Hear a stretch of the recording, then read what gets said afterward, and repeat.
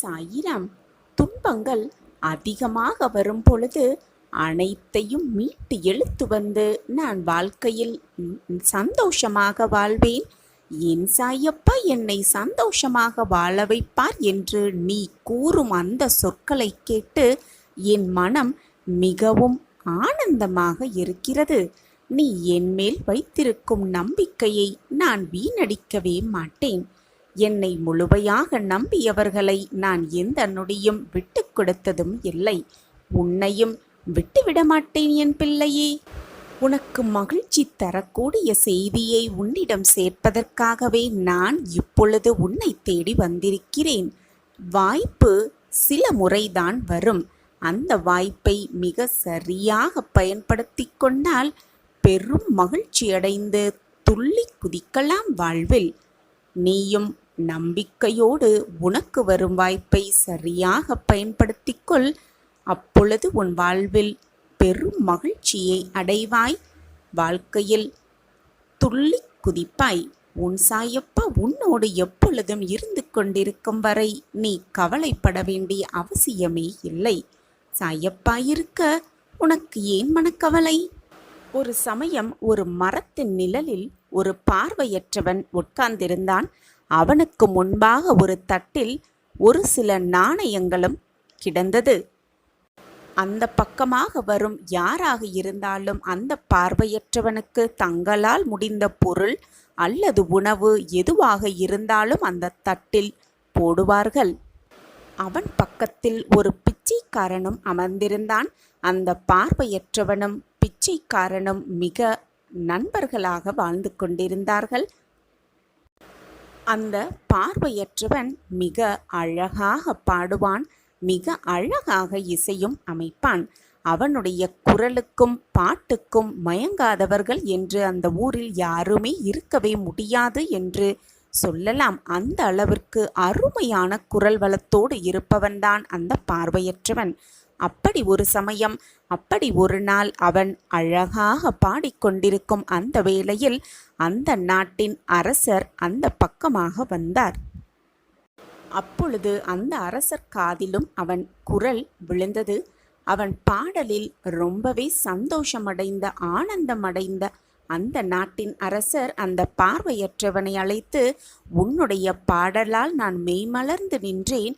என்னால் சந்தோஷமாகவே இருக்கிறது. நான் மிக மிக ஆனந்தமாக இருக்கிறேன். உனக்கு நான் ஏதாவது உதவ வேண்டும் என்று நினைக்கிறேன். உனக்கு என்ன வேண்டுமோ கேள், நான் உனக்கு அதை கொடுக்கிறேன் பரிசாக என்று அந்த பார்வையற்றவரிடம் கேட்டாராம் அந்த நாட்டின் அரசர். இதை அனைத்தையும் கேட்ட அந்த பார்வையற்றவனுக்கு மிக மிக சந்தோஷமாயிற்று. மிக ஆனந்தமாகவே அந்த அரசரை பார்த்து, அரசே, எனக்கு ஒரே ஒரு ஆசைதான். அரசராக இருக்கும் நீங்கள் உணவு எப்படி அருந்துவீர்களோ அந்த உணவை நான் ஒரு நாளாவது அருந்த வேண்டும். இதுதான் என்னுடைய ஆசை. ஒரு நாளாவது அரசர்க்குரிய உணவை நான் சாப்பிட வேண்டும் என்று கூறினாராம். இதை தங்களால் செய்ய முடியுமா என்ற கேள்வியையும் எழுப்பினானாம் அந்த பார்வையற்றவன். உடனே அரசர் சந்தோஷமாக, நீ கேட்டதில் என்ன பிரமாதம், உடனே மதிய உணவோடு வந்து மீண்டும் உன்னை நான் நாளை சந்திக்கிறேன் என்று கூறினாராம் அந்த அரசர். இரவு முழுவதும் அவனுக்கு தூக்கமே வரவில்லை. எப்படியும் நாளை அரசர் உணவோடு வருவார், அந்த உணவை நாம் சாப்பிடப் போகிறோம் என்ற மகிழ்ச்சியிலேயே அவனுக்கு உறக்கமே வரவில்லை. மறுநாளும் விடிந்தது. எப்பொழுதுமே அவனுக்கு உணவு கொடுப்பவர்கள் பல பேர் அவனுக்கு உணவு கொடுக்க முன்வந்தும் அவன் அரசர் வருவார் என்ற நம்பிக்கையோடு அந்த அனைத்து உணவுகளையும் நிராகரித்தியும் செய்தார். அப்படியே அவன் காத்து கொண்டே இருக்க மணி ஆகிக் கொண்டிருந்ததே தவிர அரசர் மதிய உணவுக்கு வரவே இல்லை. மணி 2 ஆனது, வரவே இல்லை அரசர். 3 ஆனது, வரவே இல்லை அரசர். மணி இரவு 8 ஆனது. அந்த இடத்தில் ஆள் நடமாட்டம் யாருமே இல்லாமல் வெறிச்சோடி போனது. அப்பொழுதும் வரவே இல்லை அரசர். கோபத்தோடும் பசியோடும் வீற்றிருந்தான் அந்த பார்வையற்றவன். அப்போ அந்த நேரம் பார்த்து அரசர் அங்கு வந்தார். அந்த பார்வையற்றவனை பார்த்த அரசர், தம்பி, நன்றாக இருக்கிறாயா? எப்படி இருந்தது அரண்மனை உணவு? எங்கே உனது பொற்காசுகள்? எங்கே அந்த குதிரை என்று கேட்டார். உடனே அந்த பார்வையற்றவனுக்கு எதுவுமே புரியவில்லை. என்ன உணவு? தாங்களே இப்பொழுதுதானே வருகிறீர்கள். நானே உணவு இல்லாமல் பசியோடு உட்கார்ந்திருக்கிறேன். நீங்கள் பொற்காசு எங்கே, குதிரை எங்கே என்று தேவையில்லாமல் பேசுகிறீர்களே என்று அரசரை சற்று கோபத்தோடு கேட்டான். அந்த பார்வையற்றவன் இதை அனைத்தையும் கேட்ட அரசர், என்னது, நீ இன்னும் உணவு சாப்பிடவில்லையா? நான் அரண்மனை உணவை எடுத்துக்கொண்டு உனக்கு கொடுப்பதற்காக கிளம்பினேன். ஆனால் எனக்கு அப்பொழுது சிறிது மயக்கம் வந்தது. உடனே என்னுடைய மருத்துவர்கள் என்னை சோதித்துவிட்டு நான் ஓய்வு எடுக்க வேண்டும் என்று கூறிவிட்டார்கள். உடனே என்னுடைய பாதுகாவலரிடம் அந்த உணவை நான் கொடுத்து அனுப்பினேனே, அவன் வந்து உனக்கு கொடுக்கவில்லையா என்று கூறிவிட்டு உடனே தன் பக்கத்திலிருந்த பாதுகாவலனிடம் விசாரித்தார் அரசர். உடனே அந்த பாதுகாவலன், அரசே, நான் உணவை எடுத்துக்கொண்டு இவரிடம் வந்தேன். ஆனால் அவர் அதை வாங்கிக் கொள்ளவில்லை. உணவு வீணாகிவிடுமே என்று, யாருக்காவது அது உபயோகமாக இருக்கட்டுமே என்று பக்கத்தில் இருந்த அந்த பிச்சைக்காரனிடம் அதை கொடுத்துவிட்டு நான் மீண்டும் திரும்பி வந்துவிட்டேன் என்று அரசனிடம் அந்த பாதுகாவலிடம் சொன்னாராம். மீண்டும் அரண்மனைக்கு வந்து உங்களிடம் இதை சொல்வதற்காக நான் வந்த பொழுது நீங்கள் ஓய்வெடுத்து கொண்டிருந்ததால் அரசியாரிடம் இதை சொல்லிவிட்டு நான் மீண்டும் வந்துவிட்டேன் என்று அந்த பாதுகாவலனிடம் அரசரிடம் சொன்னாராம். இதையெல்லாம் அங்கு கவனித்து கொண்டிருந்த ஒரு முனிவர் பேச ஆரம்பித்தார். தம்பி, அனைத்தையும் என்னால் யூகிக்க முடிகிறது. நீ அரசர் சாப்பிடும் உணவை கேட்டார். ஆனால் அரசரே அதை உன்னிடம் கொண்டு வந்து கொடுப்பதாக ஒப்பிட்டும் கொண்டார். அது அரசருடைய பெருந்தன்மையை காட்டுகிறது. ஆனால் அரசரால் முடியவில்லை என்றாலும் கூட அதை பாதுகாவலனிடம் அதை கொடுத்து அனுப்பியிருக்கிறார். ஆனால் அரசர் வந்து கொடுத்தால்தான் உணவை ஏற்றுக்கொள்வேன் என்று இருந்த நீ அதை ஏற்றுக்கொள்ளாமல் அதை பக்கத்தில் இருப்பவனுக்கு அந்த பாதுகாவலன் கொடுத்து விட்டார். நீ இது மட்டும்தான் உனக்கு புரிந்திருக்கிறது. ஆனால் பின்னால் நிறைய விஷயங்கள் நடந்திருக்கிறது.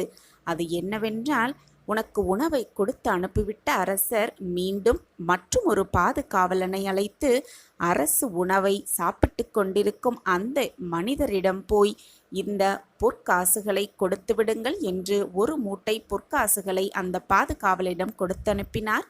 வந்த பாதுகாவலனோ அரசர் அனுப்பிய உணவை சாப்பிட்டு கொண்டிருந்த அந்த பிச்சைக்காரன் தான் அந்த மனிதர் என்று நினைத்து கொண்டு அந்த பிச்சைக்காரனுக்கு அந்த ஒரு மூட்டை பொற்காசுகளையும் கொடுத்து விட்டார். அந்த உணவும் உனக்காக கொடுத்து அனுப்பப்பட்டது. அந்த பொற்காசு மூட்டைகளும் உனக்காகவே கொடுக்கப்பட்டுள்ளது. ஆனால் குழப்பம் அதோடு முடியவில்லை.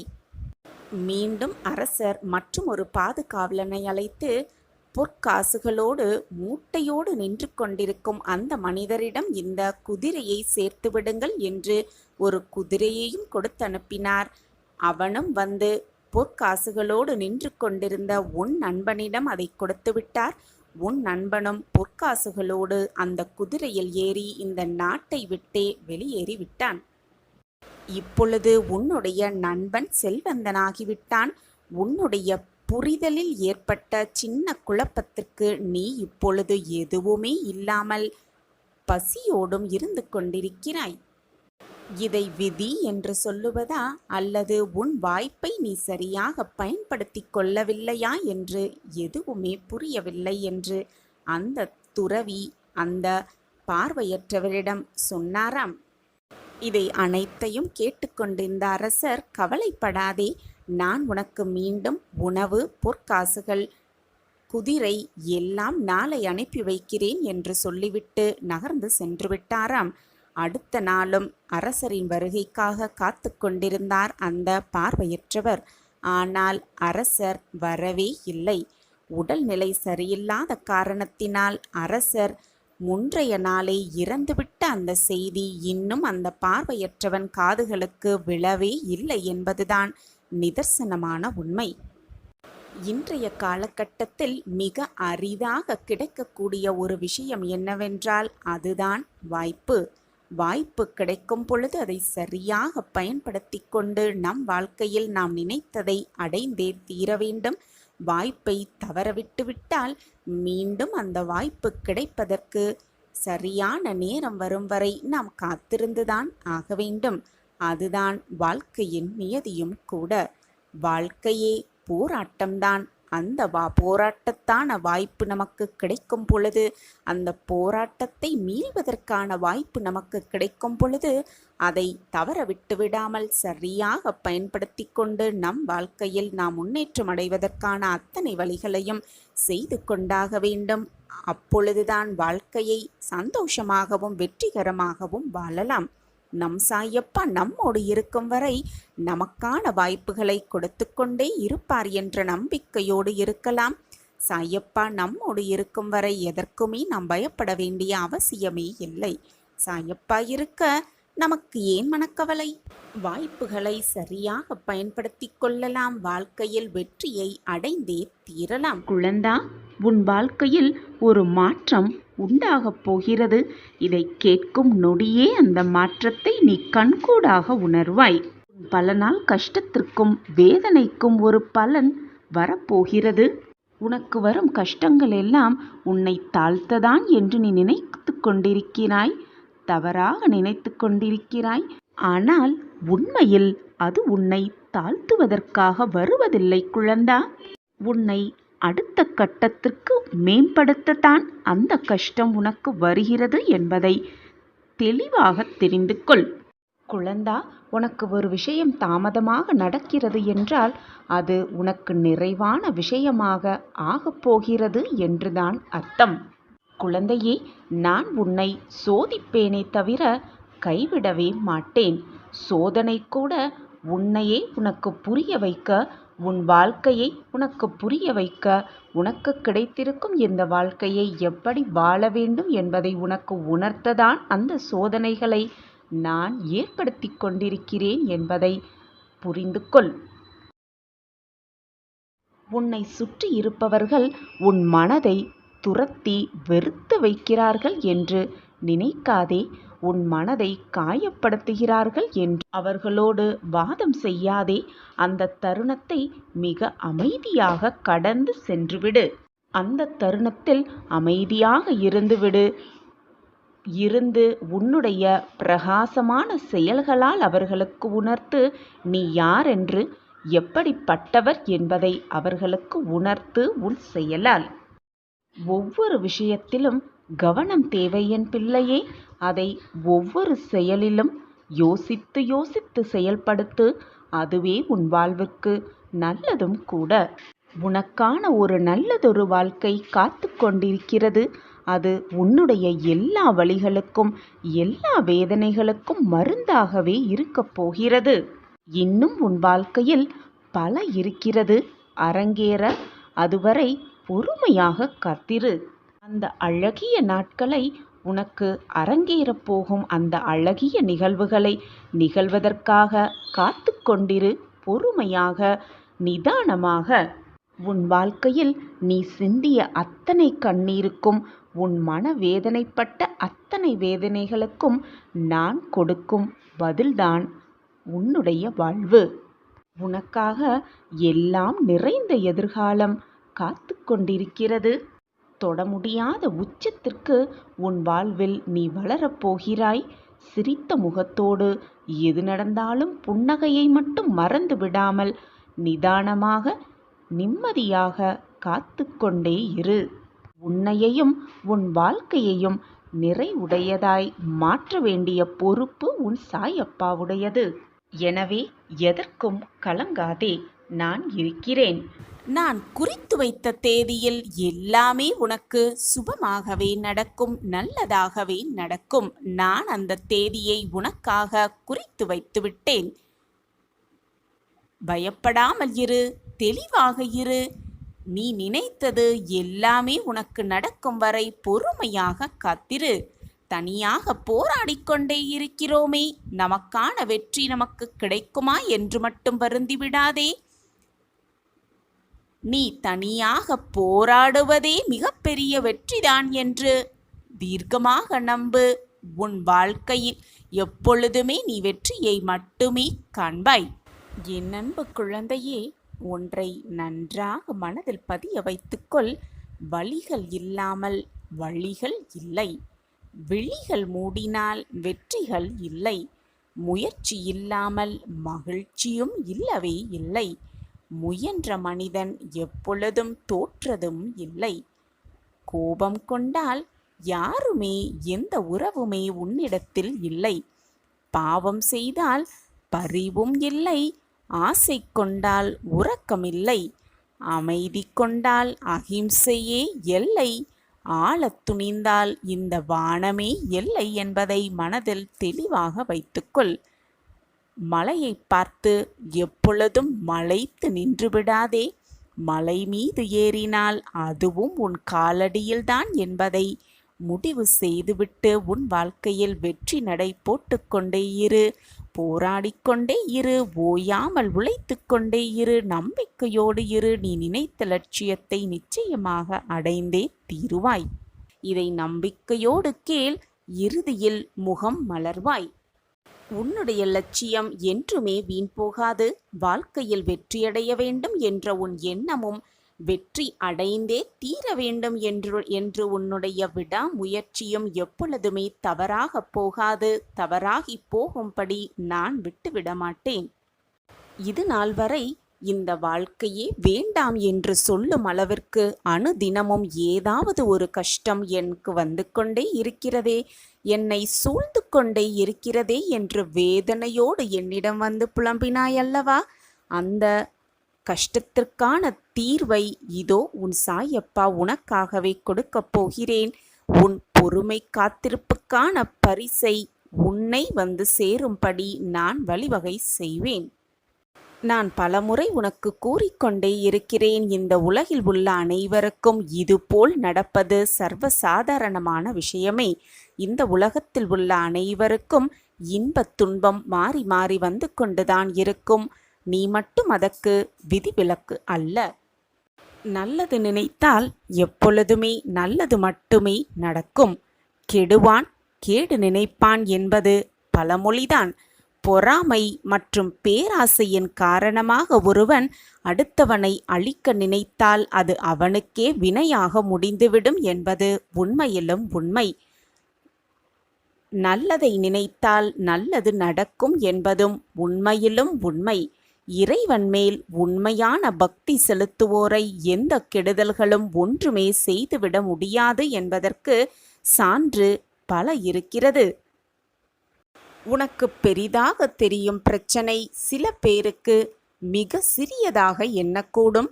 உனக்கு சிறியதாக எண்ணும் பிரச்சனை பல பேருக்கு அது தலையாக பிரச்சனையாக இருக்கும். இதுதான் வாழ்க்கை. ஆனால் பிரச்சனைகள் எல்லோருக்கும் வந்த வண்ணமும் போய் வண்ணமும் இருக்கத்தான் செய்யும். இன்பம் துன்பம் இரண்டும் கலந்து இருந்தால்தான் வாழ்க்கை. இன்பம் மட்டுமே நிரந்தரமாக இருந்துவிட்டால் வாழ்க்கை எப்படி சுவாரஸ்யமாக இருக்கும்?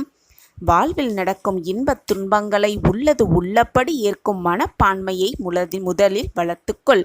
என்ன வருகிறதோ அதை அப்படியே ஏற்றுக்கொள்ள பழகிக்கொள். ஏன் இப்படி மனதை துவண்டு போக செய்கிறாய்? நீ துவண்டு போய் தைரியம் இழந்து இருக்கும் அளவிற்கு எந்த காரியமும் நடக்கவே இல்லையே. நீயே தோற்றுவிட்டது போல் ஒரு பொய்யான எண்ணத்தை உருவாக்கி உன்னுள் இருக்கும் நிம்மதியையும் இழந்து கொண்டு தவித்து கொண்டிருக்கிறாய். நிம்மதி இல்லாமல் எப்படிதான் நீ வாழ்வாய்? உன் நிம்மதியை விட வெற்றி தோல்வி பெரியது அல்லவே அல்ல. வெற்றி பெற்றாலோ தோல்வி பெற்றாலோ சந்தோஷம் வருமே தவிர, தோல்வியடைந்தால் கஷ்டம் வருமே தவிர நிம்மதி எப்பொழுதும் வரவே வராது. மனதை எப்பொழுதும் வெறுமையாக வைத்துக்கொள். அப்பொழுதுதான் மனம் வெறுமையாக இருந்தால் நிம்மதியாக இருக்கும் உன் மனம். எதையாவது நினைத்து கொண்டே இருந்தால் எப்படி உன் மனம் நிம்மதியாக இருக்கும்? ஏனென்றால் பிரச்சனைகள் சூழும் பொழுது அறிவாளிகள் கூட சில சமயம் முட்டாளாகி விடுகிறனர். முட்டாள்கள் கூட தைரியமாக செயல்பட்டு சில சமயம் அறிவாளியாகி விடுகிறார்கள். இரண்டு பேருக்கும் வித்தியாசம் தெரிவதே இல்லை. நீ எது வந்தாலும் தைரியமாக இருக்க பழகிக்கொள். உன் வாழ்வில் நீ மாற்றத்தக்க ஏற்றங்களை நிச்சயமாக கண்குளிர பார்க்கலாம். எந்த இடத்தில் நீ தவிர்க்கப்பட்டாயோ, நிராகரிக்கப்பட்டாயோ, அவமானம் செய்யப்பட்டாயோ, அதே இடத்தில் தவிர்க்க முடியாத சக்தியாக உருவெடுப்பதுதான் உண்மையான வெற்றி. அதுதான் நீ மற்றவர்களுக்கு கொடுக்கும் மிகப்பெரிய பாடமாகவே இருக்கும். உரிய நேரத்தில் உனக்கு உதவியவர்களையும் உதவாதவர்களையும் வாழ்நாள் முழுவதும் மறந்து விடாதே. சரியான நேரத்தில் உனக்கு உதவி செய்தவர்களை எப்பொழுதும் உன் மனதிலிருந்து தூக்கி எறிந்து விடாதே. அவர்கள் மனதை ஒரு பொழுதும் காயப்படுத்தவும் எண்ணி விடாதே. அதே சமயம் சரியான நேரத்தில் உனக்கு உதவாதவர்களை மறந்து விடாதே. அவர்களுக்கு உன்னுடைய நன்றியை சொல்லிக்கொண்டே இரு. அவர்கள் உதவி என்று வரும் பொழுது மறக்காமல் அவர்களுக்கு உதவி செய். அதுதான் அவர்களுக்கு மிகப்பெரிய தண்டனையாகவே இருக்கும். எப்பொழுதுமே மற்றவர்களை பற்றி சிந்தித்து கொண்டே இருக்கும் என் பிள்ளையே, உன் வாழ்வில் நல்லதை நடத்தாமல் நான் ஓயவே மாட்டேன். இது உன் சாயப்பா உனக்காகவே செய்து கொடுக்கும் சத்திய வாக்கேதான். இது நம்மால் முடியாது, இதை நம்மால் செய்ய இயலாது என்று தீர்மானிக்கும் ஒவ்வொரு செயல்களுக்குள்ளும் நிச்சயமாக ஏதாவது ஒரு வகையில் அதை வெல்லப் போகும் ரகசியம் ஒளிந்தே இருக்கும். சரியாக சிந்தித்தால் மட்டுமே அது நமக்கு புலப்படும், அது நமக்கு தென்படும், மிக நன்றாகவே புரிய வரும். எனவே அந்த ரகசியம் என்ன என்பதை சரியாக சிந்தனை செய்து கண்டுபிடி. உன் வாழ்க்கையில் மிகப்பெரிய பிரம்மாண்ட வெற்றியை சர்வ நிச்சயமாக காண்பாய். இறைவனிடத்திலிருந்து அழைப்பு வரும் வரை உழைப்பு என்பது அவசியம் இருந்து கொண்டே இருக்க வேண்டும். அப்பொழுதுதான் நீ உன் வாழ்க்கையில் வெற்றியை அடைவாய். வாழ்க்கை வலிமையாக இருக்கிறது, வாழ்வது மிக மிக கடினமாக இருக்கிறதே என்று நீ உன் வாழ்க்கையை வாழாமல் இருக்கவும் முடியாது. கஷ்டமாக இருக்கிறதே என்று உன்னுடைய வாழ்க்கையை மற்றவர்களோடு பகிர்ந்து கொள்ளவும் முடியாது. உன் வாழ்க்கையை நீ வாழ்ந்துதானாக வேண்டும். கஷ்டமாக இருந்தாலும் சரி, துக்கமாக இருந்தாலும் சரி, சந்தோஷமாக இருந்தாலும் சரி, வேதனையாக இருந்தாலும் சரி, உன் வாழ்க்கை உனக்குத்தான். எனவே கிடைத்திருக்கும் அந்த பொக்கிஷமான வாழ்க்கையை சந்தோஷமாக வாழ பழகு. கிடைத்திருப்பதை வைத்து சந்தோஷமாக வாழ கற்றுக்கொள். ஏனென்றால் நடக்கப் போகும் நிகழ்வுகளையும் நடந்த நிகழ்வுகளையும் யாருமே மாற்றவே முடியாது. திட்டமிட்டபடி எல்லாம் வந்தேதான் தீரும். நடந்ததையும் நிகழ்ந்ததையும் நடந்த நிகழ்வுகளையும் நினைத்து நினைத்து வருந்திக் கொண்டே இருந்தால் தற்போது நடக்கும் நிகழ்வுகள் அனைத்துமே மறைந்து போய்விடும். அதை ஏற்றுக்கொள்ள உன் மனம் ஏற்றுக்கொள்ளவே கொள்ளாது. எனவே தைரியமாக இரு, நம்பிக்கையோடு இரு. எது வந்தாலும் பார்த்து கொள்ளலாம் என்ற தீர்க்கமான சிந்தனையோடு இரு. வாழ்க்கை உன் வசமாகிவிடும். நான் உனக்கு துணையாக இருப்பேன். நீ விரும்பியதையெல்லாம் நிறைவேற்றித் தர இதோ உன் சாயப்பா உன் இல்லம் தேடி வந்தே விட்டேன். என்னுடைய செல்ல பிள்ளையாக நீ இருந்து கொண்டிருக்கிறாய். அப்படி இருக்கும் பொழுது உனக்கு கேட்டதை கொடுக்கவும் விரும்பியதை நிறைவேற்றவும் நான் மறுத்துவிடுவேனா? நீயும் நானும் ஒரே இடத்தில் இருக்கிறோம். உனக்கு தேவையானவற்றையெல்லாம் என்னிடம் கேட்டுக்கொள்.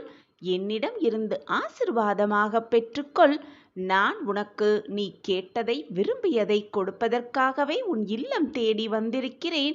உனக்கு சர்வ நிச்சயமாக அதிர்ஷ்டம் மட்டுமே நிறைந்து இருக்கும்.